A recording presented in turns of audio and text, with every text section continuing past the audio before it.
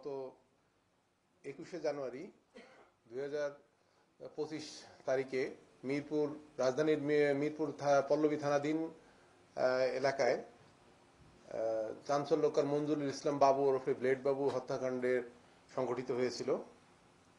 সেই হত্যাকাণ্ডে সংঘটিত হওয়ার পর থানা পুলিশের পাশাপাশি গোয়েন্দা মিরপুর বিভাগ তদন্ত শুরু করে। তো তদন্তের এক পর্যায়ে আমরা তথ্য প্রযুক্তি এবং সিসিটিভি ফুটেজ ও স্থানীয় সাক্ষ্য প্রমাণের ভিত্তিতে আমরা ওই দিনই রাত্রের ভেতরেই ঘটনার দিন রাত্রের ভেতরেই আমরা একজন অপরাধীকে গ্রেপ্তার করতে সক্ষম হই, যার নাম ছিল মুরাদ। আমরা তাকে ধরার পরে এরপর আমাদের অভিযান অব্যাহত থাকে। থানা পুলিশের অভিযানের পাশাপাশি আমরা অভিযান পরিচালনা করি। পরবর্তীতে এই ঘটনায় ভিকটিমের স্ত্রী বাদী হয়ে একটি মামলা রুজু করে। পল্লবী থানার মামলা নম্বর 40 তারিখ 21/1/2024। এরপরে আমরা মামলাটি গোয়েন্দা মিরপুর বিভাগে হস্তান্তর করা হয়।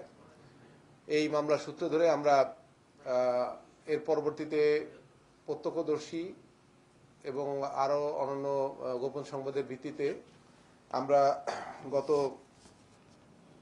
24শে জানুয়ারি মিরপুর 10 এলাকা হতে ইরফান হোসেন তুফান নামে আরেকজন অপরাধীকে গ্রেপ্তার করি। এরপরে 26শে জানুয়ারি রাত 1 ঘটিকায় মিরপুর এলাকা থেকে রাব্বি নামে আরেকজন অপরাধীকে গ্রেপ্তার করি। সর্বশেষ গত রাত 29শে জানুয়ারি দিবাগত রাত 1 ঘটিকায় গোপন সংবাদের ভিত্তিতে জানতে পারি যে এই হত্যাকাণ্ডের যে মূল আসামি, যে ওই প্রত্যক্ষভাবে শারীরিকভাবে তাকে আঘাত করেছে এবং স্টেপ ডাউন করেছে, সেই আসামি দুজনই মুন্সিগঞ্জ জেলার টঙ্গিবাড়ি থানায় অবস্থান করছে। এই খবর পেয়ে আমাদের মিরপুর বিভাগের অতিরিক্ত উপপুলিশ কমিশনার গোয়েন্দা জনাব সোনার আলী তার নেতৃত্বে ডিবির একটি চৌকস দল সারা রাত অভিযান চালায় এবং মিরপুর মুন্সিগঞ্জ জেলার টঙ্গিবাড়ি থানা এলাকা হতে এই মামলা 3 এবং 4 নম্বর এজাহারনামী আসামি রাজন এবং রনি, যারা আপন দুই ভাই, তাদেরকে গ্রেপ্তার করতে সক্ষম হই। পরবর্তীতে রনিকে জিজ্ঞাসাবাদ করে এবং তাকে ব্যাপক জিজ্ঞাসাবাদের এক পর্যায়ে তার দেখানো মতে মুন্সিগঞ্জ হতে পল্লবী থানায় স্বপ্ননগর নতুন রোডের বাদশামিয়ার চায়ের দোকানের সামনে টিনের ব্রায়ের নিচে, যেখানে ব্যবহৃত চায়ের স্তূপের ভিতর থেকে এই হত্যাকাণ্ডে ব্যবহৃত যে সুইচ গিয়ারটি, চাকু সদৃশ যে সুইচ গিয়ারটি, রক্তমাখা চাকুটি আমরা উদ্ধার করতে সক্ষম হই। এই মামলায় মোট এজাহারনামী আসামি ছিল 20 জন।